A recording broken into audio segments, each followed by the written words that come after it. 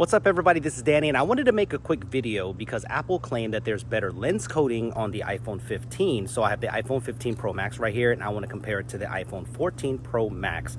And I want to see if that is any better and if it cuts down lens reflections and those little green orbs. Let's do a test. Let's start with the moderate light coming through the trees here, and that little green orb is still around. And I want to set the expectations straight. They will probably always be here. And for those of you that think that this flaring does not exist on other phones, that is not true. Here is the sunset against the Galaxy S23 Ultra. While the orb and reflections might be a different color, they all exist. Just the iPhone was always worse in comparison to the competition, especially Samsung, as you can still see here. So Apple tried to address that with the new iPhone 15 series. Directly into the sunlight, I can see a difference. It's way more prominent on the iPhone 14 Pro Max. The iPhone 15 Pro Max is controlling it better in this scenario for sure, so let me know what you think about that. This also translates into the photography, which is really nice to see. You may see some different ways the new iPhone handles the chromatic part on the strong light flares, as you can see here. I actually saw that translate into the video footage as well. So if you don't know what I'm talking about, it's like that small rainbow effect that's happening at the flare.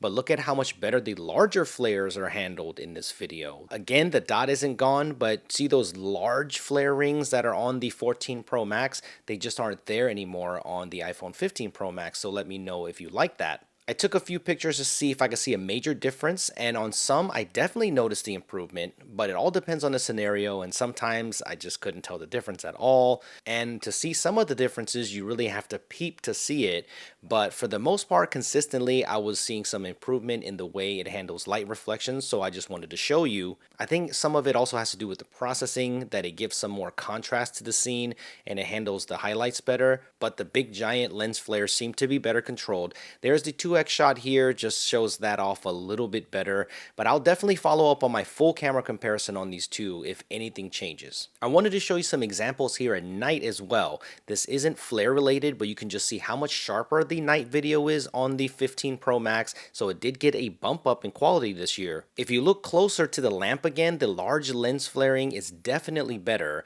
My little green orb friend is still there, so if you expected that to disappear completely, that's not happening, but this particularly makes nighttime video better in my opinion, and I much prefer the way that the 15 Pro Max looks. I am testing these cameras out here in Hollywood Studios at Disney World. I think this is big, but I put this clip out on Instagram and TikTok and people were saying they couldn't see a difference, and I'm not sure why, but I think that the expectation is that these would completely go away, but this is the real expectation. Expect it to be better, but not completely gone. I try to take a moon photo and Samsung is laughing right now, but yeah, look at the flaring on the 14 Pro Max.